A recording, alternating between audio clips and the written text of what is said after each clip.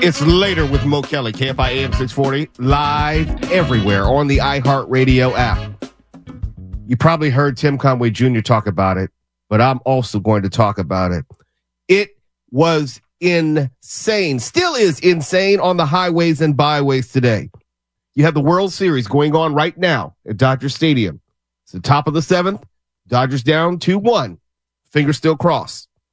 The Lakers are going to be tipping off against the Phoenix Suns at Crypto.com Arena in just moments.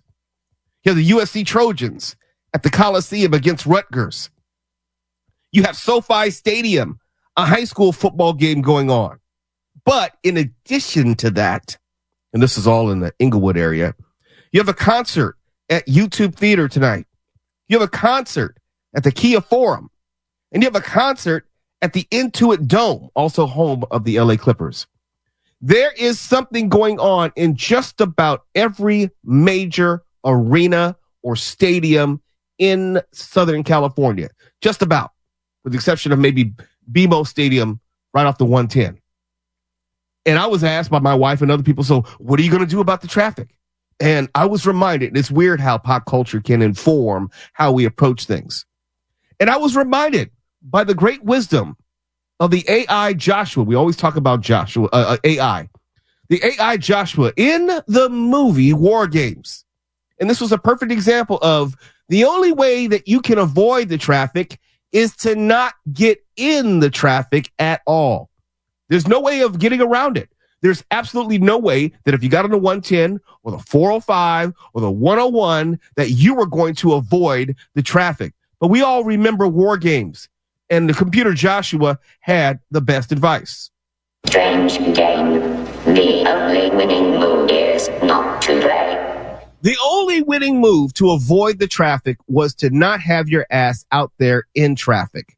Now, I can't speak for Tuwala Sharp. I can't speak for Mark Ronner. They had to deal with it, and I'm glad to see and hear that they're physically okay. Mark Ronner, how long was your trip in? I actually left a half hour early and got here a half hour early. If you took the long way up north, there was no problem at all. Okay. All right. And Steph, are you on the board yet? I'm here. Okay. How was your drive in? Because your drive is closest to mine. Yeah. So I left about 20 minutes earlier and I got here 10 minutes later. All right. All right. But you had to get in for also Conway show. So you at least had the opportunity to avoid, let's say, the Lakers traffic. I did, but even when I was on, the 134, that was way more congested than it usually is. Well, I know that Thursdays and Fridays in general are always bad. Always bad. And when you add to it these other events, I don't know if people took some initiative and tried to get on the road earlier or just tried not to get on the road at all to avoid it. But if you were driving anywhere, you probably dealt with it. From what I'm hearing, it wasn't as bad as it could have been, but definitely it was bad, all things considered, when you think about what's going on at all these venues.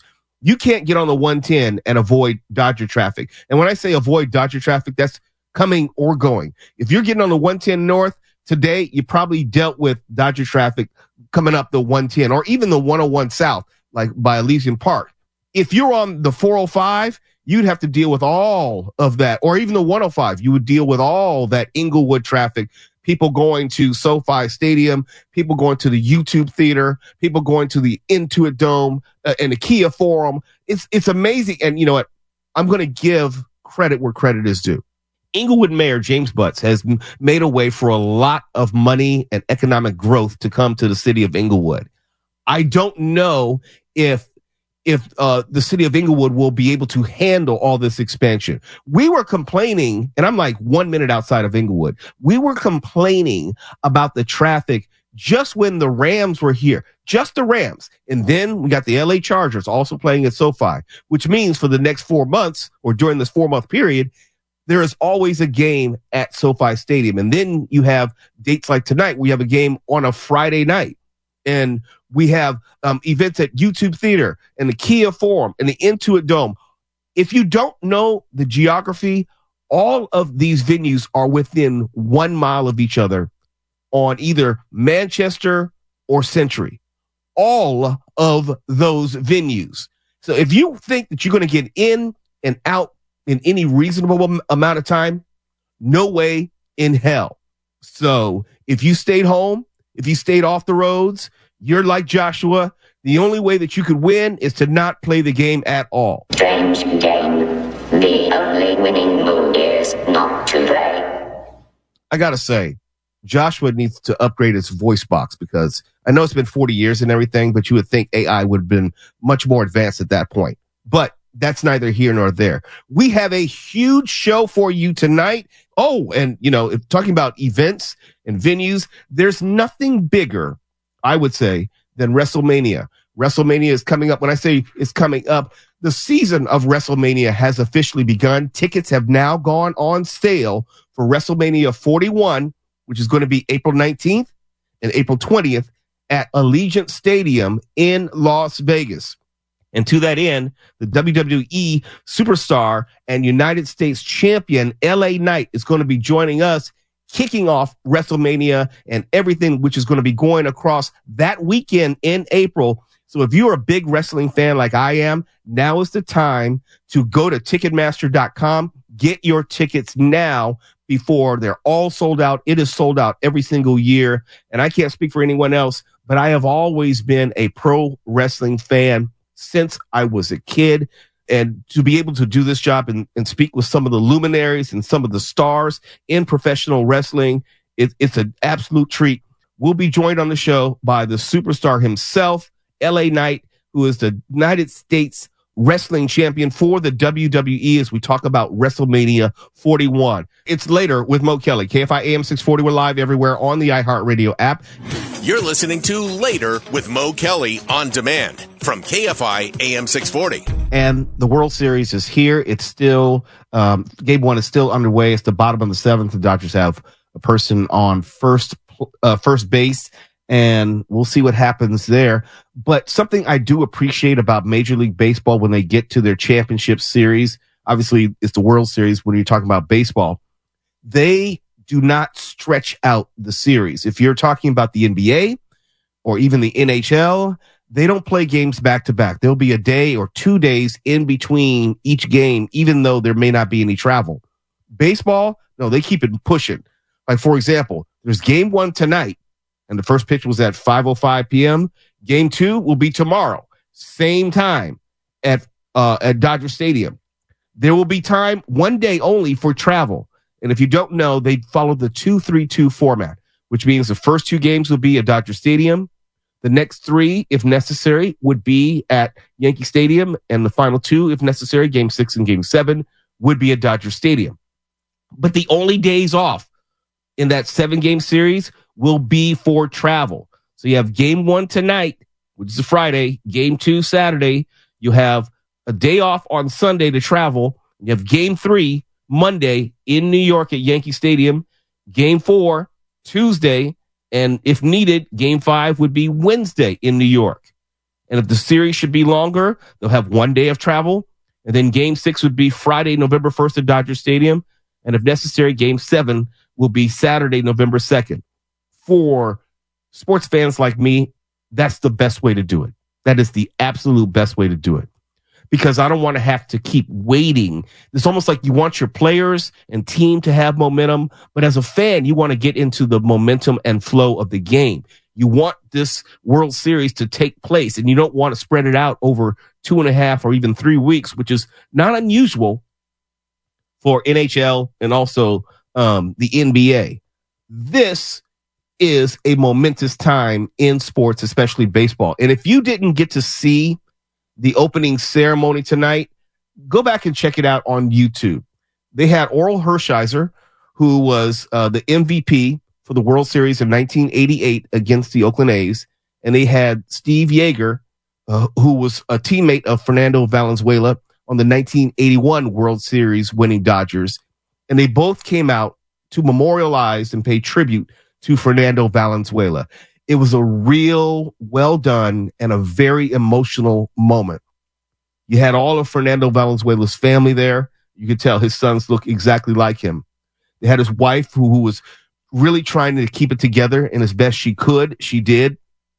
And what they did is they had Oral Hershiser come out and place a ball behind the mound, if you're familiar with baseball, the pitching mound.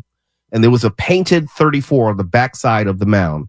And they placed a ball there in tribute to Fernando Valenzuela. You could see as part of the lead up to the game where fans were adorning his number at the Dodger entrance. People were leaving mementos and flowers and thoughts, candles, in remembrance of Fernando Valenzuela. And I got to say, I got choked up.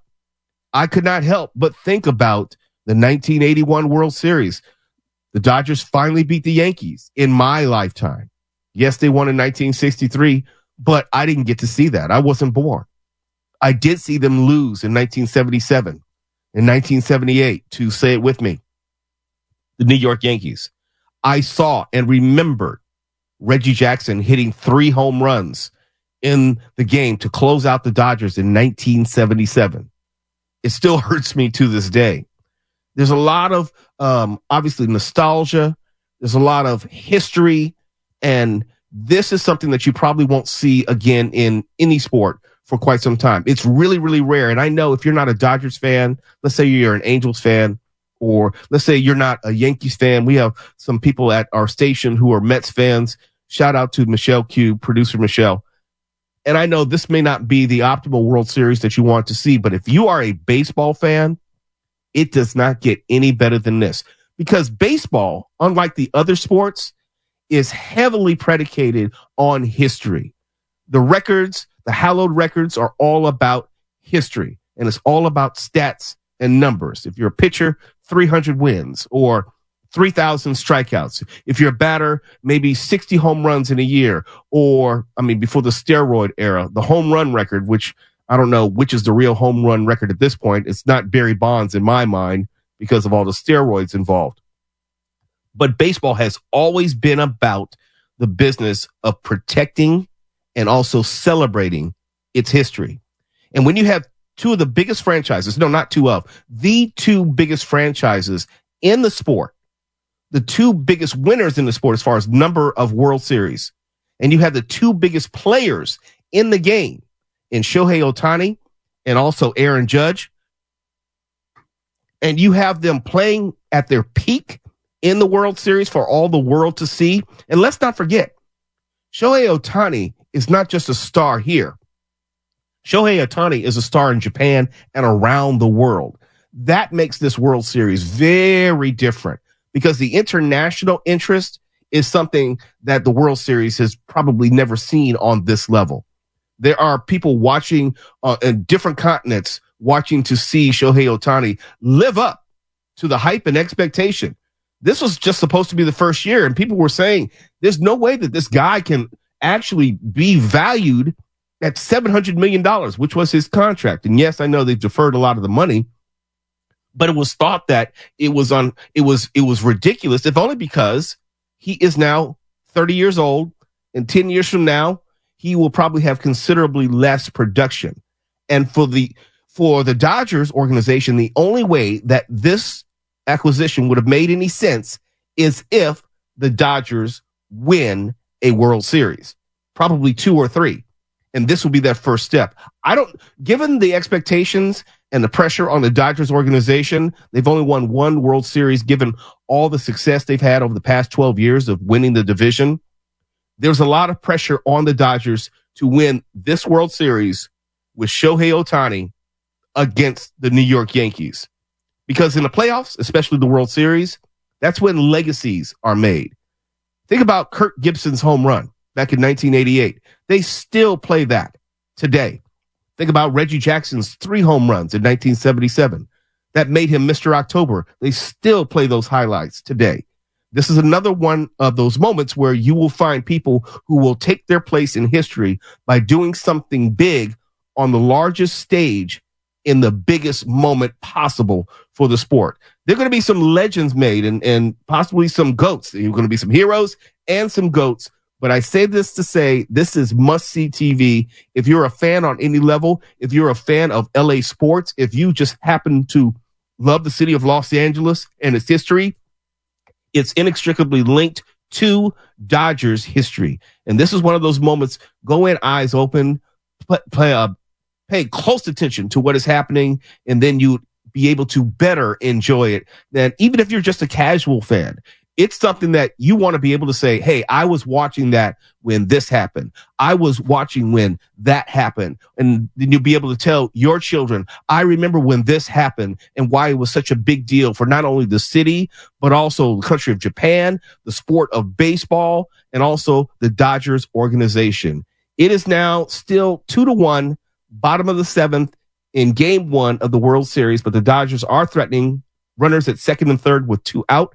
We will continue to monitor the game. Maybe you just watching it right now on Fox 11, and you can watch it there and listen to us here. When we come back, we have an update to that coyote bite story. Remember I told you about this 10-year-old boy in Irvine who allegedly was bitten by a coyote, and you know how I feel about coyotes. Kill them all. Kill the coyotes and bees. Well, it seems like the coyotes have their own media outlets, and they're trying to change the narrative, and they're trying to say that it wasn't a coyote which actually bit the child. It was just a garden variety dog. Well, aren't coyotes dogs? We'll talk about it next. You're listening to Later with Mo Kelly on demand from KFI AM 640. Earlier in the week, we told you about a coyote attack, now in air quotes, in Irvine, where a 10-year-old boy was bitten by what was thought to be a coyote. Now, after a DNA test, it seems that the boy who was bitten by a dog. It does not say the breed, but was bitten by a dog and not a coyote. And it's strange to me, and I'm not trying to be a conspiracy theorist. I'm saying it's strange. You think of a 10-year-old boy, and I would love to get your thoughts on this, Tuala. You have a 10-year-old boy who said that he was bitten by a coyote. Now, I don't know how savvy the average 10-year-old boy is to be able to distinguish between a coyote and any other dog breed. Coyotes are a breed which, if you don't know what you're looking at, you're not going to say coyote. I don't know if that came from the boy or it came from someone else who was treating the boy, but it seems that it was a dog who bit the coyote. Now, the cynicism in me is saying, like, well, the coyotes must have some sort of media department and crisis PR to make sure that the coyotes don't get any type of bad news coverage, because for the most part, when the coyotes are in the news, bad things happen. And now they're working overtime to make sure that we don't think that this biting incident had anything to do with the coyote. Am I reading this wrong?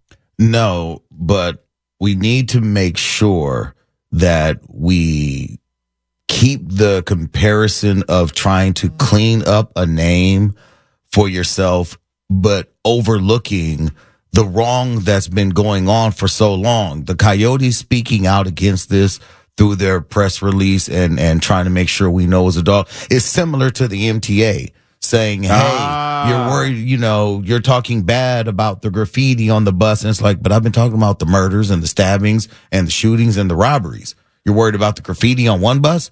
I'm talking about the entire line. This is what the Coyotes are doing right now. You cannot try to pawn off your victimization of neighborhoods across the Southland by just trying to call out one dog. You can't do that.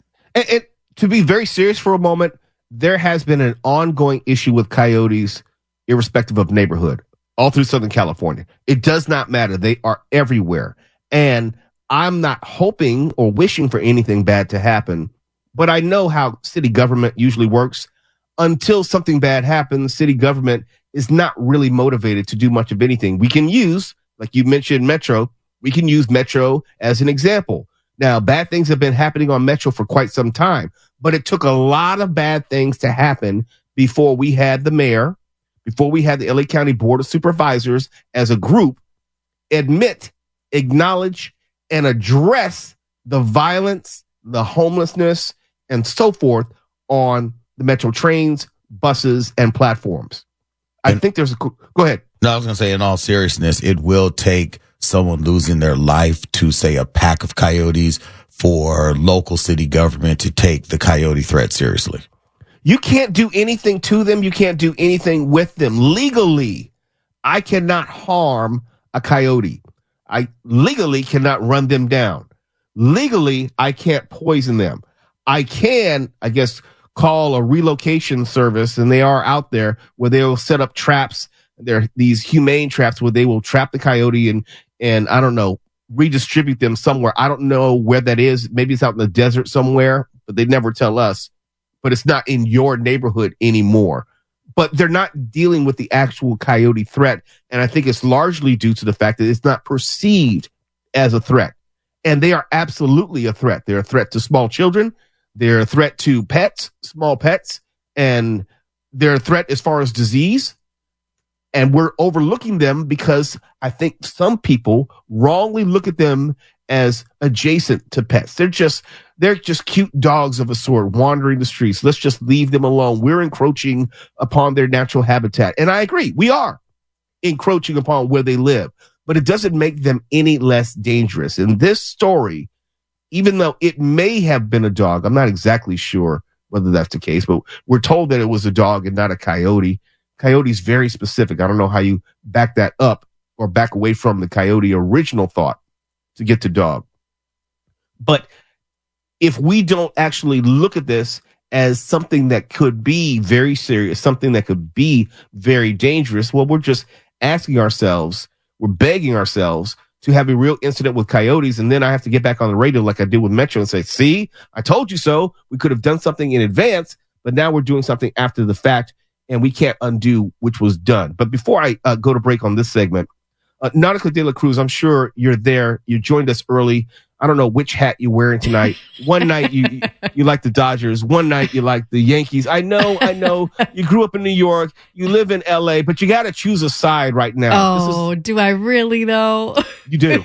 I know. I'm a woman of my word. I said the Dodgers and I'm going to stick with that. But, I was just reminded yesterday, my father called me and he said, I'm sending you a package. And I said, oh, okay, what's in it? He goes, listen, I'm going to send you a hat. I'm going to send you a sweatshirt. What size are you? I said, medium. And he said, what size hat are you? I said, I don't know. I'm a small, medium. And he said, no, what size? Which, those like fitted 7 ones. 3/4. I said, I don't know, 7 1/4. I don't know. So he goes, I said, you know what? Just give me one of those snappy ones because I always have, my hair in a bun and a ponytail. And he said, okay. He goes, but you're going to wear it, right? Don't forget where you're from. And I said, yes, sir. He goes, you going to wear it? With an accent too? Yes, of course. And very demanding. And so he said, don't forget where you're from. And I said, yeah, Dad. And I said, but I don't know if I can wear it to the station because I gave Mo my word. He goes, yeah, but don't forget where you're from. You don't have to wear it to the station, but you can wear it. And I want to see a picture. Does your dad know that the station that you're in right now is down the hall from the Dodgers radio network? He doesn't need to know that. He does not need to know that. You don't want to start nothing. Okay. No, sir, I do not. I do not at all. But I am wearing a Vin Scully t-shirt, rest in peace, and I am wearing a Brooklyn Dodgers hat. And if you remember, hedge your bet. Yes. Remember, the Brooklyn Dodgers used to be the Brooklyn Grays, and they came to LA in 1957. So, regardless, Dodgers still represent a side of New York. While I have you, what is coming up on Friday Nights with Nautica De La Cruz? Oh, so I was in the beautiful city of Malibu, and I went to the historic Adamson House in Malibu, and I also went to this amazing restaurant called Jeffrey's in Malibu. And for my hidden gem, we're going to be talking about kind of repurposing things. It's with an organization called reddiscovercenter.org. So it's all about repurposing things. And maybe after I talk about Antonio, some of us could get motivated. And that's coming up at the top of the hour. But before we get there, joining me on the show next will be WWE United States Champion and Superstar LA Knight as we kick off the lead up to WrestleMania 41, which is going to be in Las Vegas at Allegiant Stadium in April. That's next, so keep it right here. You're listening to Later with Mo Kelly on demand from KFI AM 640. So Jimmy and his brother Solo Sikoa, the enforcer, to take on John Cena and LA Knight in this match tonight. I spoke to LA Knight earlier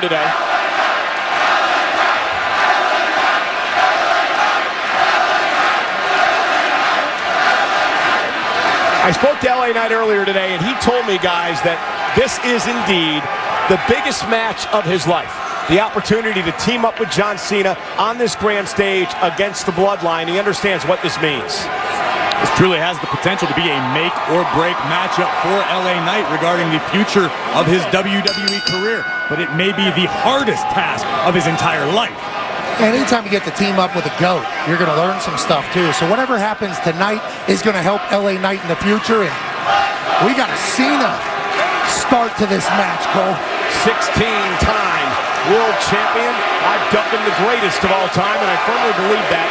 John Cena against Jimmy Uso of the Bloodline. KFI AM 640. It's later with Mo Kelly. We're live everywhere on the iHeartRadio app. WWE's WrestleMania 41 is coming to Allegiant Stadium in Las Vegas on April 19th and 20th, and tickets are available right now via Ticketmaster. Over the last 4 decades, WrestleMania has evolved from a made-for-television spectacle to a cultural phenomenon, complete with stadium and arena events, fan festivities, and a premium experience. I remember watching the very first one as a teenager. In addition to the 2-night stadium event, WWE will bring all of its television properties and the 2025 WWE Hall of Fame ceremony to Las Vegas. Joining me right now to help kick off WrestleMania 41 season is none other than the WWE United States champion himself, LA Knight.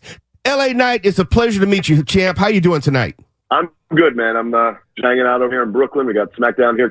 And, of course, we have WrestleMania coming up, and that's what we're here to talk about. We got tickets on sale now. It doesn't get bigger than WrestleMania. It doesn't get bigger than Las Vegas. Did you, as a Maryland kid, have any idea whatsoever that life would lead you in this direction? I mean, not as a kid, that's for sure. But, you know, once I got to college is kind of where I got the inkling of this idea to go wrestle. And, you know, once I did that, this is kind of the aim, was to, you know, I didn't want to do it as, you know, maybe I'll make it. For me, it was like, put everything I can into making this happen. So in a way, no, I but at the same time, it was kind of, this is where I always had my eyes trained. I remember the WWE back when it was the WWF and how the talent was so very different than today. The athleticism today is unreal. You grew up as a kid during the WWE Attitude Era. What do you remember about that time as just a fan? I mean, just being larger than life. Everybody had a rap. Everybody was able to talk a lot of trash. It was just a good, like, you know, even people that I knew growing up as kids who didn't traditionally like wrestling, all of a sudden they were into it. And so that was always kind of like, oh, okay, wow, now it's like more mainstream. And, you know, my brothers, for instance, who were a little bit more casual, would be like, oh, I just watch for the talking. You know, then it was kind of like that was kind of the big thing, to be able to talk and then, you know, backing it up with the matches. So yeah, everybody's a lot more, I would say, athletic now and able to do crazy, flashy looking things. But at the same time, you got to be able to talk and bring the people in, sell the fight, and then get in there and do it. I find your story remarkable, and if there's anything really remarkable about your story is how humbling it is. You worked at a Ruby Tuesdays. You worked in a lumber mill. You had to drop out of college because of financial issues. You have been at this for a very, very long time. You have not been an overnight success. Did you ever think that you would give up along the way? No, there's actually no point where I really thought that I would give up, except for during the pandemic, where I was just like, this might really change things on such an enormous level.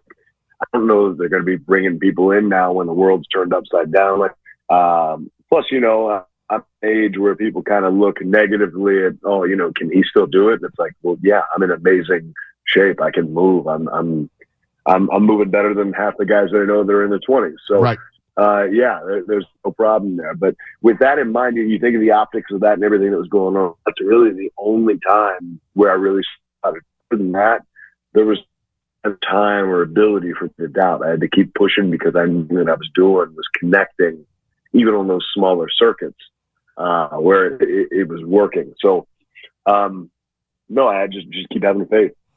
If you're just tuning in, my guest right now is the WWE United States champion, LA Knight. LA Knight, let's get into WrestleMania 41, Sin City, Allegiant Stadium. Tickets on sale right now. What should we expect? Who should we expect?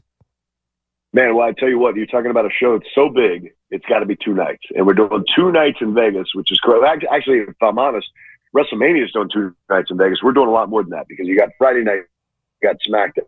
Monday, you're going to have Raw. Saturday afternoon, you're going to have NXT. You're going to have the Hall of Fame Friday night. There's so much happening that weekend. It's going to be action-packed for sure. At the same time, when you talk about what to expect, who to expect, anything can happen. Anybody can show up and be there. Celebrities will show up all the time. But at the same time, it is going to be John Cena's last WrestleMania. He's already announced this. He's called his shot. It's going to be his last WrestleMania. So we know that's going to happen for sure. When you're looking at April, it's going to come at us quick. But at the same time, there's so much stuff that can develop. So who knows where things are going to end up by then. When you are on that mat and there are literally 10 to 20,000 people around you screaming and yelling and you're in the match, do you hear anyone? Do you see anyone? Or are you just so locked in that you don't notice anyone? No, I always try and get an eye on everybody as much as I can. And yeah, I mean, you can hear everyone, but at the same time, it's like you can hear the little bits of voices here and there every now and then too. So, I mean, everybody kind of has a voice in that room, which is crazy.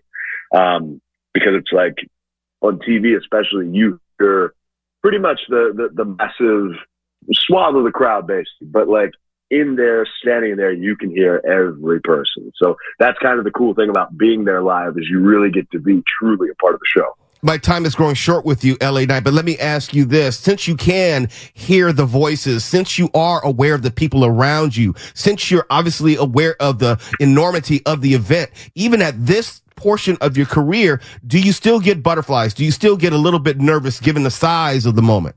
I don't think there's a way to not have that happen. I feel like anybody who does this, no matter how long you've done it, you always get a little bit of that, a little bit of those nerves just before you go out the curtain. The weird thing about it, though, is as soon as you cross that Rubicon and you go through that curtain, it's all gone. And now it's just time to do the work. Coming up on April 19th and 20th, be sure to check out LA Knight, who is the WWE United States Champion, and more who will be out there as part of the cavalcade of stars for WrestleMania 41 at Allegiant Stadium. Tickets are now on sale at Ticketmaster. LA Knight, this is our first conversation. I've been a lifelong wrestling fan, WWF, WWE fan. I wish you nothing but success, and thank you so much for coming on the show tonight. Thank you very much, man. I appreciate it. Everybody go get your WrestleMania tickets, and I'll see you there. It's Later with Mo Kelly. KFI AM 640. We're live everywhere on the iHeartRadio app. It's hard to keep track of everything that's going on. Luckily, that's a little hobby of ours. KFI. And KOST HD2. Los Angeles, Orange County. Live everywhere on the iHeartRadio.